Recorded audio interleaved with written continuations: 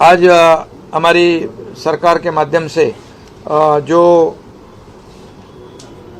हम लोग ने पहले ही कहा था, हमारी जो शिवसेना भाजपा की सरकार है जो लोगों के हित की बात करेगा, लोगों के हित में निर्णय लेगा, ऐसे निर्णय हम लोग ने लेने शुरू किए हैं। आज सबसे महत्वपूर्ण जो निर्णय है जो केंद्र सरकार ने निर्णय लिया था, प्रधानमंत्री जी ने उनके जो केंद्र सरकार का जो टैक्स है वो कम किया था और राज्यों को भी आह्वान किया था कि आप भी अगर कम करें तो डबल बेनिफिट लोगों को मिल सकता है। लेकिन कई राज्यों ने वो निर्णय लिया था, हमारे महाराष्ट्र सरकार ने नहीं लिया था। लेकिन आज वो निर्णय में हमारे डीसीएम साहब और हमारी चर्चा हुई है, अधिकारियों से चर्चा होने के बाद यहाँ पर पेट्रोल पे 5 लीटर प्रति लीटर 5 रुपया कम करने का निर्णय और डीजल पे 3 रुपया प्रति लीटर कम करने का निर्णय, ये भी महत्वपूर्ण निर्णय आज लिया है। इससे महंगाई कम हो जाएगी, लोगों को राहत मिलेगी। उसके बाद हमारा जो दूसरा निर्णय है अमृत जो मिशन 2 है, उसमें भी केंद्र पुरस्कृत अभियान जो है उसमें भी वो भी निर्णय लिया है। दूसरा केंद्र पुरस्कृत अमृत अभियान फेज 2 जो अटल मिशन जो है वो भी, उसमें भी हम लोग ने निर्णय लिया है। कम से कम 10,500 करोड़ रुपए के काम होंगे, जैसे अभी डीसीएम साहब ने कहा है। उसमें जो जितने भी इंक्लूड नहीं थे 400 लोकल बॉडीज़, उसका भी इन्वॉल्वमेंट हुआ है और इससे काफ़ी लोगों को फ़ायदा हो जाएगा उसमें। उसके बाद हम लोग ने जो किसानों को जो रेगुलर कर्जा भरते हैं उनको 50,000 रुपये इंसेंटिव देने का निर्णय लिया था। उसमें से जो पूर्व परिस्थिति में जिनको नुकसान भरपाई गवर्नमेंट ने दी थी उनको बाजू में किया था, निकाल दिया था, तो वो भी आज निर्णय हम लोग ने लिया है। उसमें जो वहाँ के खासदार जो है धैर्यशील माने, खासदार महाडिक जो है और प्रकाश आबिटकर और अन्य कई हमारे जो विधायक हैं, उन्होंने भी रिक्वेस्ट की थी कि उसमें हम लोग उनको भी बाजू में नहीं रखे, उनको भी इंक्लूड किया जाए। तो वो भी हम लोग ने उसमें भी उनको इंक्लूड किया है, उससे बेनिफिट उनको भी मिलेगा, लाखों किसानों को। और प्रधानमंत्री जी ने आज सुबह ही कहा है हमें कि जो 18 से 59 एज के जो लोग हैं उनको बूस्टर डोज मुफ्त में केंद्र सरकार के माध्यम से जो उन्होंने घोषणा की है, अगले 75 दिनों में वो एकदम बड़ा ड्राइव लेकर उनको सभी लोगों को इसका फ़ायदा मिले, ये सूचित उन्होंने किया है। और आज कैबिनेट में भी हमारी चर्चा होगी है डीसीएम साहब और हमारे और अधिकारियों की, सब लोगों को इसका बेनिफिट हो जाए, ये जो पॉजिटिविटी का जो रेट है कम हो जाएगा और कोविड ख़त्म हो जाएगा। इसलिए उसे भी हम लोग बड़े पैमाने पर लोगों तक पहुंचाएंगे। सभी लोगों की मदद, जो लोकल बॉडीज़ है, एनजीओज़ है, आरोग्य संस्थाएं हैं और सभी टीम जो है वो एकत्रित होकर काम करेगी ताकि लोगों को बहुत फायदा हो जाएगा। सरपंच और वो नगर परिषद के नगराध्यक्ष है, उनको भी डायरेक्ट उनका चुनाव हो जाएगा। ये भी बहुत बड़ा निर्णय सरकार ने लिया हुआ है। एक सेकंड, एक मला सीएम साहेबांनी एक निर्णय मला घोषित करायला सांगितलं आहे। आणीबाणीच्या काळामध्ये ज्या लोकांना जेलमध्ये राहावं लागलं, देशातल्या वेगवेगळ्या सरकारांनी त्यांना गौरव निधी किंवा पेन्शन देण्याचा निर्णय हा 15-20 वर्षापूर्वी घेतला होता। बिहारने घेतला होता, यूपीने घेतला होता, मध्य प्रदेशने घेतला होता, राजस्थानने घेतला होता, महाराष्ट्रामध्ये तो प्रलंबित होता। 2018 साली आम्ही तो निर्णय घेतला होता, पण 2020 साली तो निर्णय मागील सरकारने स्थगित केला। आजच्या मंत्रिमंडळाच्या बैठकीमध्ये पुन्हा एकदा तो निर्णय हा लागू करण्याचा आम्ही निर्णय केला आहे। जवळजवळ 3600 लोकतंत्र संग्राम सेनानी आहेत की ज्यांना आणीबाणीच्या काळामध्ये कारावास भोगावा लागला, तर त्यांना ते पेन्शन आम्ही देणार आहोत आणि अजून 800 ॲप्लिकेशन आहेत, त्या मेरिटवर डिसाईड होतील। त्यामुळे हाही एक महत्त्वाचा निर्णय या ठिकाणी घेण्यात आला है। हम सभी जानते हैं कि इमरजेंसी के समय जिन लोगों को कारावास हुआ था, ऐसे लोगों को भिन्न भिन्न राज्यों में पेंशन दी जाती थी। महाराष्ट्र में वो नहीं दी जा रही थी। 2018 में उनको पेंशन देने का महाराष्ट्र ने भी निर्णय लिया था, लेकिन 2020 में उसको स्थगित कर दिया गया था। तो अभी वापस आज हमारी कैबिनेट ने निर्णय किया है कि जो लोकतंत्र संग्राम सेनानी है, जिन्होंने लोकतंत्र को बचाने के लिए उस समय लड़ाई की और जिसमें सत्याग्रह में उनको कारावास हुआ, ऐसे लोगों को फिर एक बार महाराष्ट्र की सरकार उनकी जो पेन्शन है वो सुरू करेगी. सर, तत्कालीन सरकारने सांगितलं होतं की जे 6,000 कोटींचा जो काही भार तिजोरीवर पडणार आहे त्यामुळे आम्ही निर्णय घेत नाही. कशामध्ये? पेट्रोल डिझेल दरामध्ये त्यावेळी सरकारने ते थांबवलं होतं.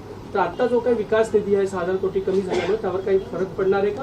त्याबद्दल सरकार हा 6,000 कोटी कुठून भरून 6,000 कोटी रुपयाचे नियोजन आम्ही करू. कुठल्याही विकास निधीवर त्याचा भार पडणार नाही. विकासाला कुठेही कात्री लागू देणार नाही. शिंदे साहेब, आज नगराध्यक्ष आणि नगरपंचायतीचा निर्णय झाला, पण काल मिलिंद देवरांनी तुम्हाला आणि उपमुख्यमंत्र्यांना पत्र पाठवलं होतं, ज्यावर आपण प्रतिक्रिया देखील दिली.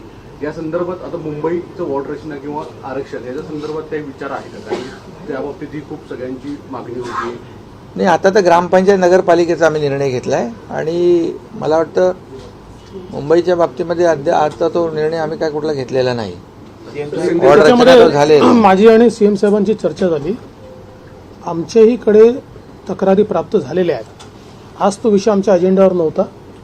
आम्ही आता त्या सगळ्या तक्रारींची छाननी करू आणि मग त्याच्या मेरिटच्या आधारावर मुख्यमंत्री त्याचा निर्णय करतील. आपल्या आदेशामध्ये साहेब वॉर्ड रचनेच्या बाबतीमध्ये मोठ्या प्रमाणावर तक्रारी आहेत. एसटीपी प्रोजेक्टच्या संदर्भात आपण खूप मोठे आरोप केले होते आणि आता अटल योजनेमध्ये इतके मोठ्या प्रमाणात होत आहेत.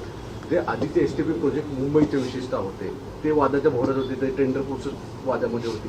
त्या संदर्भामध्ये काही विशेष निर्णय पुढच्या काळात घेतले जातील का? नाही, या संदर्भात स्वतः मुख्यमंत्री त्याच्यावर लक्ष ठेवून आहे.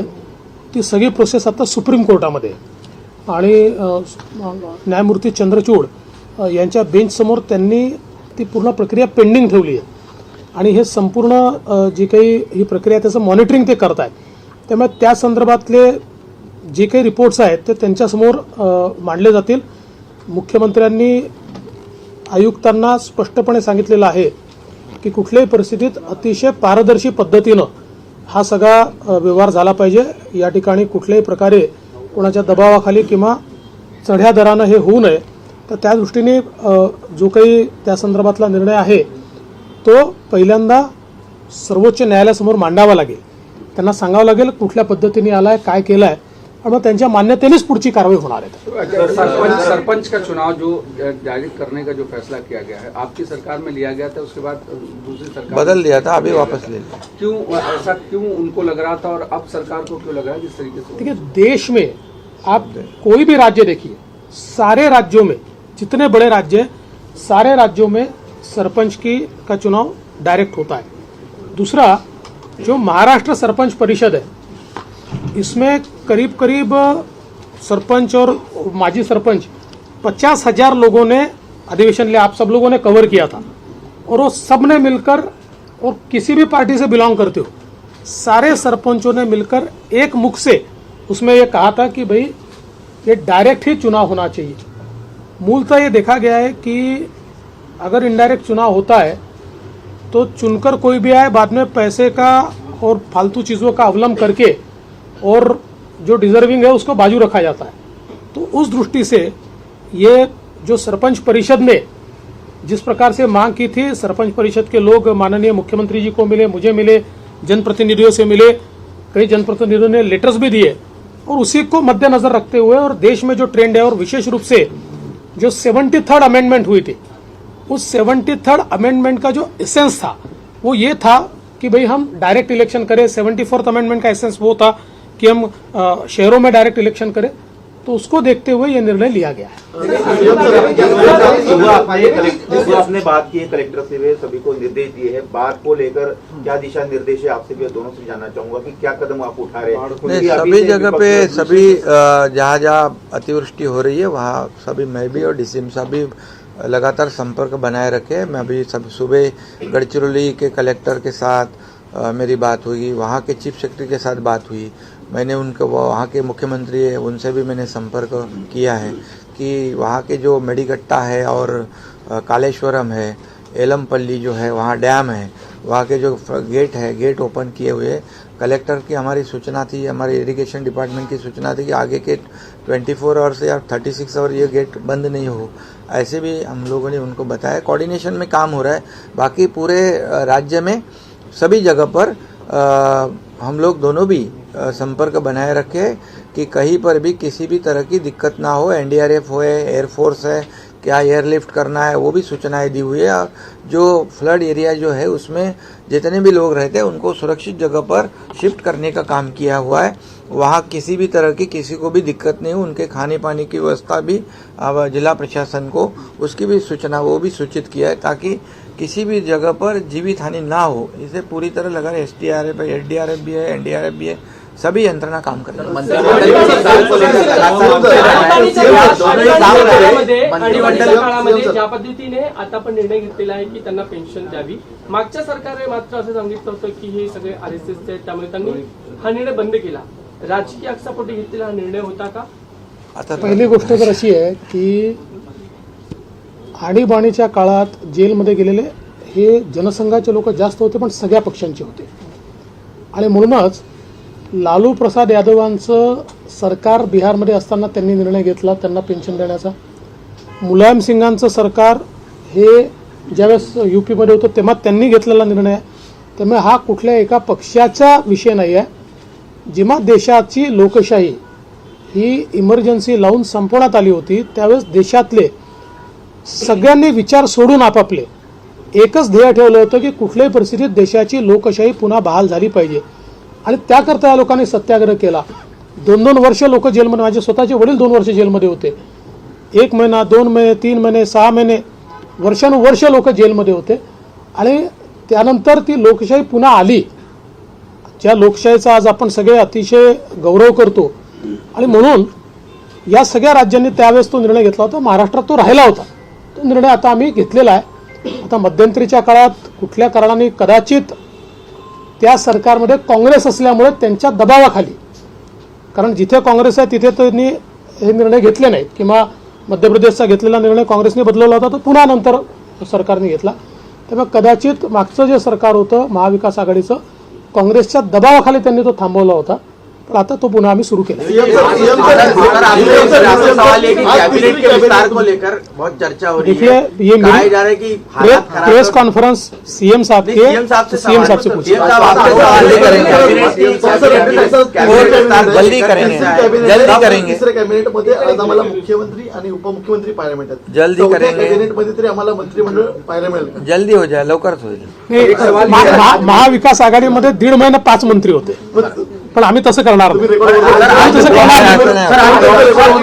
आज द्रौपदी मुर्मू जो राष्ट्रपति के उम्मीदवार है वो मुंबई आ रही है, आप लोगों से मुलाकात है, लेकिन ये भी जानकारी है क्योंकि शिवसेना ने समर्थन दिया खासतौर से उद्धव ठाकरे जी का जो ग्रुप है, तो क्या उनसे भी मुलाकात होगी आपकी जानकारी? आत्तापर्यंत जी माहिती माझ्याकडे आहे त्याच्यानुसार त्यांचा जो कार्यक्रम माझ्याकडे आला आहे त्यात काही वेगळी कोणाशी भेट दाखवलेली नाही आहे। त्यामुळे पण त्यांचा शेवटी निर्णय उमेदवार आणि त्यांचे जे काही प्रचार प्रमुख आहेत ते करतात, पण आत्ता तरी जो कार्यक्रम आलेला आहे त्याच्यामध्ये अशी कुठली भेट नाही। आणि याच्यामध्ये एक आदिवासी समाजाची महिला भगिनी आहे, त्यामुळे सगळ्यांनीच त्यांना सहकार्य करण्याचा निर्णय घेतलेला आहे। आमचे 50 लोकांनी घेतला आहे, खासदारांनी सगळ्यांनी घेतला, त्यामुळे ज्यांनी ज्यांनी निर्णय घेतला त्याचं स्वागतच केलेलं आहे, सगळ्यांचं स्वागतच नहीं, ये जो आदिवासी समाज की हमारी महिला भगिनी है उसके लिए